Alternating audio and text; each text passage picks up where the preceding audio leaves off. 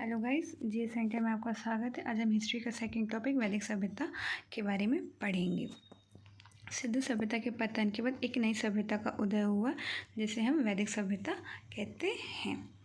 सिंधु सभ्यता का पतन से तात्पर्य है कि अगर जैसे सिंधु सभ्यता का पतन बाढ़ आने से हुआ है, तो बाढ़ संपूर्ण नगर में नहीं आई होगी कि सिंधु सभ्यता के सारे नगरों में बाढ़ आ गई होगी। सिंधु सभ्यता का पतन से तात्पर्य है कि वो मूलभूत विशेषताओं का पतन, जिसके कारण वह सिंधु सभ्यता कहलाई, जैसे नगर नियोजन, व्यापार, वाणिज्य, इन सभी विशेषताओं का धीरे धीरे पतन होना और उसके बाद जिस संस्कृति का उदय हुआ, जिस सभ्यता का उदय हुआ, उसे हम वैदिक सभ्यता कहते हैं।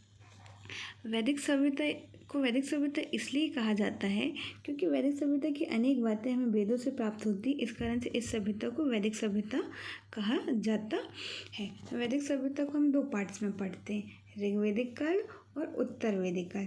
ऋग्वैदिक काल का टाइम है 1500 से 1000 ईसा पूर्व और उत्तर वैदिक काल का टाइम है 1000 से 6000 ईसा पूर्व। वैदिक सभ्यता में हम आर्य के बारे में पढ़ते हैं। आर्यों के आगमन का अलग अलग लोगों के अलग अलग मत हैं। जैसे बाल गंगाधर तिलक कहते हैं कि आर्य आर्कटिक प्रदेश से आए। स्वामी दयानंद सरस्वती कहते हैं कि आर्य तिब्बत से आए। तथा साथ ही मैक्स मूलर कहता है कि आर्य मध्य एशिया से आए हैं। मध्य एशिया का ईरान अफगानिस्तान वाला क्षेत्र जिससे ईरान आए हैं। लेकिन सर्वमान्य मत मैक्स मूलर द्वारा दिया गया है कि आर्य मध्य एशिया से आए। फर्स्ट क्वेश्चन, पूर्व वैदिक या ऋग्वैदिक संस्कृति का काल किसे माना जाता है? 1500 से 1000 ईसा पूर्व। उत्तर वैदिक संस्कृति का काल किसे माना जाता है? 1000 से 600 ईसा पूर्व। आर्य शब्द का शाब्दिक अर्थ है श्रेष्ठ या कुलीन। किस फसल का ज्ञान वैदिक काल के लोगों को नहीं था? तंबाकू। उत्तर वैदिक काल के वेद विरोधी और ब्राह्मण विरोधी धार्मिक अध्यापकों को किस नाम से जाना जाता है? श्रमण। वैदिक गुण का महत्वपूर्ण अंग है शुल्ब सूत्र। किस वेद में प्राचीन युग की संस्कृति की सूचना दी गई है? ऋग्वेद। हम वैदिक सभ्यता में 4 वेदों के बारे में पढ़ेंगे, ऋग्वेद, सामवेद, यजुर्वेद और अथर्ववेद। वेदों की संख्या कितनी है? 4। भारत के राजची में प्रयुक्त होने वाला सत्यमेव जयते किस उपनिषद से लिया गया? मुंडकोपनिषद से। ऋग्वेद आर्यों का प्रमुख व्यवसाय था पशुपालन। भारतीय संगीत का आदि ग्रंथ कहा जाता है सामवेद। प्रथम विधि निर्माता कौन है? मनु। कृष्ण भक्ति का प्रथम और प्रधान ग्रंथ है श्रीमद् भगवद गीता। ऋग्वेद में संपत्ति का प्रमुख रूप क्या है? गोधन। ऋग्वेद के किस मंडल में शूद्र का उल्लेख पहली बार मिलता है? 10वें मंडल में। वेदों की रचनाओं को पढ़ने वाले ऋषि को क्या कहते हैं? होत्र। ऋग्वेद का संबंध किससे है? महिमा से। ऋग्वेद में कुल मंडल हैं 10। ऋग्वेद में कुल सूक्तियाँ हैं 10 28।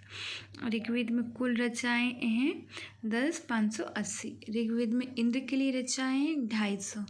ऋग्वेद में अग्नि के लिए रचनाएँ हैं 200। सबसे पुराना वेद है ऋग्वेद और त्रयी नाम है तीनों वेदों का। किस वैदिक ग्रंथ में वर्ण शब्द का नामोल्लेख मिलता है? ऋग्वेद में।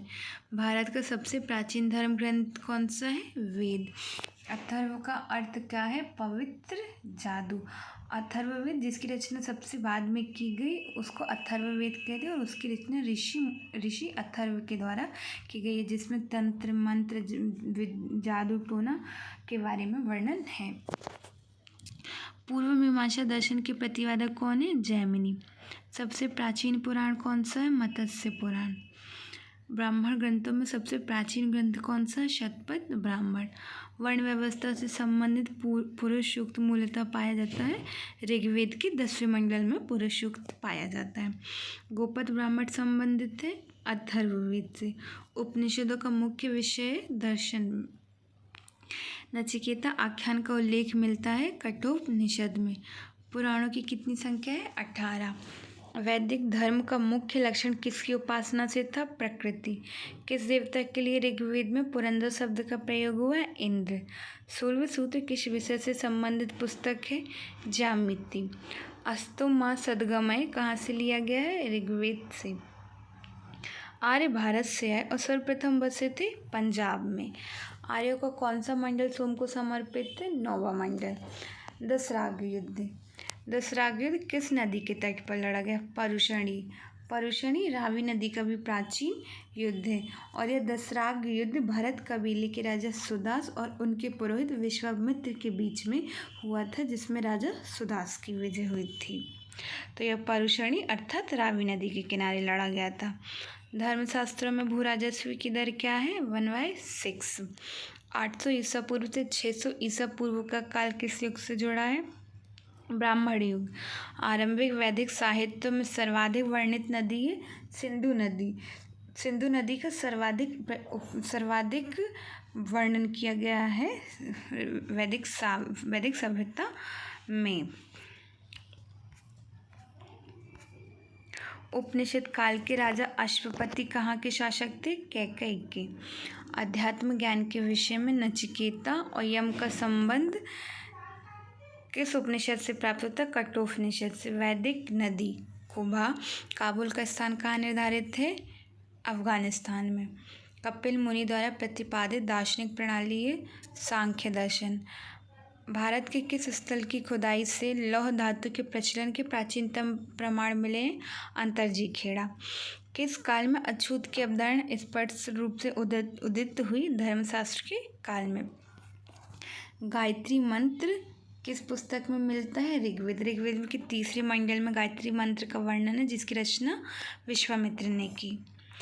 न्याय दर्शन को प्रचारित किया था गौतम ने। प्राचीन भारत में निष्क से जाने जाते थे स्वर्ण आभूषण। युग दर्शन के प्रतिपादक थे पतंजलि। उपनिषद पुस्तक आधारित थे दर्शन पर।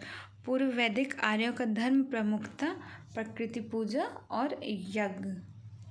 ऋग्वैदिक काल में यज्ञ को बहुत महत्व दिया गया, लेकिन उत्तर वैदिक काल में यज्ञ को हीन दृष्टि से देखा जाने, क्योंकि इस समय तक यज्ञ में पशु बलि देना अनिवार्य हो गया था। चरक संहिता नामक पुस्तक किस विषय से संबंधित है? चिकित्सा, जिस चरक संहिता ऋषि चरक ने लिखी है। यज्ञ संबंधित विधि विधानों का पता चलता है यजुर्वेद से। वैदिक युगीन सभा क्या थी? मंत्री परिषद। हम वैदिक सभ्यता में वेदत सभा और समिति नामक 3 संस्थाओं के बारे में पढ़ेंगे। वैदिक युग में प्रचलित लोकप्रिय शासन प्रणाली थी गणतंत्र। सबसे प्राचीन वेद कौन सा है? ऋग्वेद। कौन भारतीय दर्शन की आरंभिक विचारधारा है? सांख्य।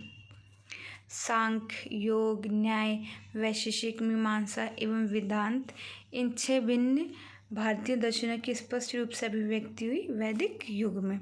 वह दस्तकारी कौन सी है जो आर्यों द्वारा व्यवहार में नहीं लाई गई? लोहार। प्राचीनतम व्याकरण अष्टाध्यायी के रचनाकार है पढ़नी। कौन सी स्मृति प्राचीनतम है? मनु स्मृति। आदि काव्य की संज्ञा दी जाती है रामायण। प्राचीनतम पुराण है मत्स्य पुराण। ऋग्वेद में सबसे पवित्र नदी सरस्वती और सबसे महत्वपूर्ण सिंधु नदी है।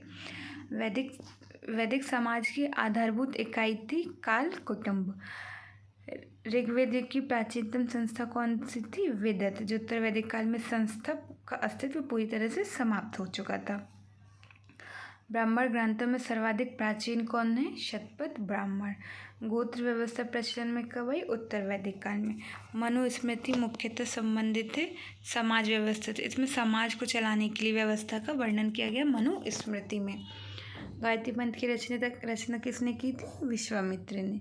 अवेस्ता और ऋग्वेद में समानता। अवेस्ता किस क्षेत्र से संबंधित थे? ईरान से। ऋग्वेद की अनेक बातें अवेस्ता से ली गई हैं। किसका संकलन ऋग्वेद पर आधारित है? सामवेद का। किस वेद में जादुई माया और वशीकरण का वर्णन है?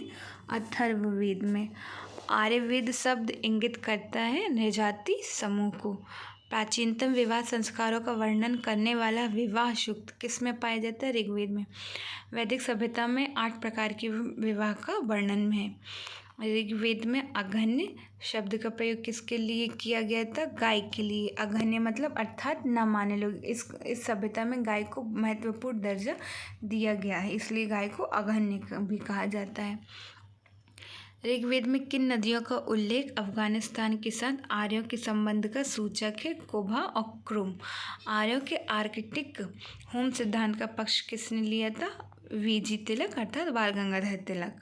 अथर्व का अर्थ है पवित्र जादू। कौन सा वेद अंशतः गद्य रूप में भी रचित है? यजुर्वेद। यजुर्वेद गद्य एवं पद्य दोनों में ही रचित है। उत्तर वैदिक काल में किस देवता को सर्वोच्च स्थान प्राप्त हुआ है? प्रजापति को। ऋग्वैदिक काल में इंद्र को सर्वोच्च स्थान प्राप्त हुआ तथा उत्तर वैदिक काल में प्रजापति को। संस्कारों की कुल कितनी संख्या? 16 संस्कार बताए गए हैं वैदिक सभ्यता में। कर्म का सिद्धांत संबंधित है मीमांसा से। Please like, subscribe and comment.